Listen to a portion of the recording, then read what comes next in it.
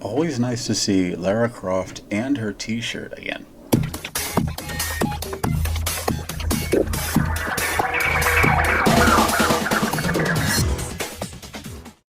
Hi, I'm Mark, and welcome to Subliteral Network. I make art and comics, and thanks for watching. Remember to hit like and subscribe and to leave your feedback in the comments. Now, every week I post art daily, 5 days a week on Instagram, Facebook, and Twitter. And this is a video roundup of that work in case you missed it, with a little more detailed description added. You can read my Una the Cave Bunny comics free at radiocomics.com, and please visit my Patreon page if you'd like to support my work. All these links are in my description and bio, and please watch till the end so you don't miss anything. This is an example of the kind of pencil drawing I would do before I would do those ink and watercolor paintings. So you can see I like to do a pretty detailed pencil drawing underneath, where I would even sort of work out a lot of the shadow work and the tone transitions and stuff. I wanted to get all that information in pencil before going on to the finish in watercolor. Something I learned in school, which is really helpful to me, is that by the time you're working on the final painting, you shouldn't be having any problems at that point. You work out all your problems in the sketching and the drawing, and when your painting process comes along, you're doing something fairly straightforward according to a plan you already have, which helps you to just kind of speed up your execution.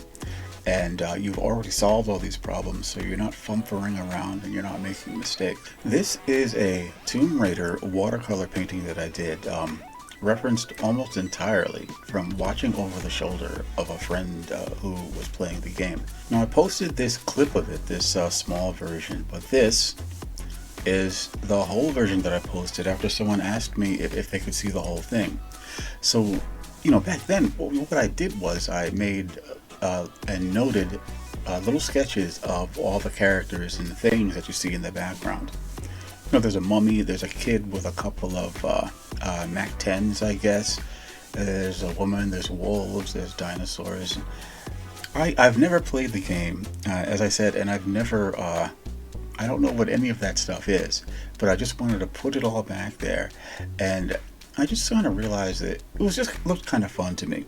I have this bizarre history with video games. There's not a single game I play, but I like a lot of the imagery and the stuff that goes on. But for some reason, I'm just sort of working so much, I never really have a ton of time to spend playing games. And even as a little kid, when I had all the time in the world, I spent all that time drawing and reading comic books. This is a technique I kind of worked out to do full color paintings. With line work there. I would do the line work in pencil, trace it onto thin watercolor paper on my light box, take that drawing and ink it. Then I tape it down and do watercolors on top of that. And I was doing a ton of that. And I got some really nice results. This is one of the ones that really came out better. But once I started digitally painting, I kind of abandoned the process. Which of course is always a mistake. This is ballpoint and white China crayon on a paper bag. So most of these are just informal sketches that I did on these paper bags. And but this one, the design came out in a way that I really liked. It's kind of a black or a red suit, and I like the star and the lightning bolt on the chest and shoulders and the little domino mask. I've kept this design around, for quite a while because I really do intend to use it more often.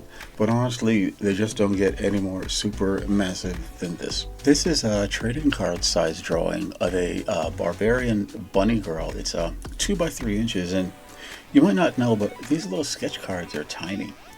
2.5 by 3.5 inches. I do them for a lot of reasons. Sometimes I'm really burned out from drawing and working and stuff at the end of the day, and this is a chance to just sit down, take a little time, and draw something that I really just want to draw. And I also use it to work out some of the kind of line techniques, inking and drawing techniques that I have. I'm trying and I'm experimenting, and I'm just doing a little drawing that has no consequence, but it's just a great deal of fun to do. I did a bunch of drawings when I was a regular contributor to the Fanzine Lara, which it features a lot of furry fan art and stories. It was a really light work schedule, but somehow even that was just too much for me at the time. I wasn't really able to do it and do a lot of the professional comics work and commissions that I did during that time at the same time, and I really do kind of regret it.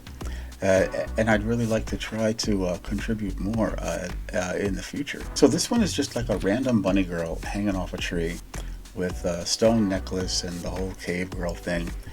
That was just kind of cute, kind of funny, and the fanzine was printed in black and white. So I really like working with tones and stuff like that in black and white and gray. I really enjoy it. A lot of people don't, but for some reason, it's just really liberating to work without color. Some of you may know the late, great Sean Howell, who did a lot of work on the indie scene. He's kind of sadly passed away a couple of years ago, and one day I'd met him at a con, and he gave me a CD full of his line work. Just gave it to me. This was one of his items that he sold when he was at shows, and I was really grateful to receive it because I love his work, and I think he's just a great character artist and cartoonist. So every once in a while, I'll take a piece of work off of that CD and just color it up. And this was one of them. It's kind of I guess, a furry, foxy girl cheerleader. The thing about Sean's work that sort of impressed me always was that I feel like he was able to get a lot of character. Each of his characters really seemed to just have their own personality and a whole backstory and life to them. And he would always often include like little bits of dialogue in the drawings, telling you what they're thinking or what they're doing.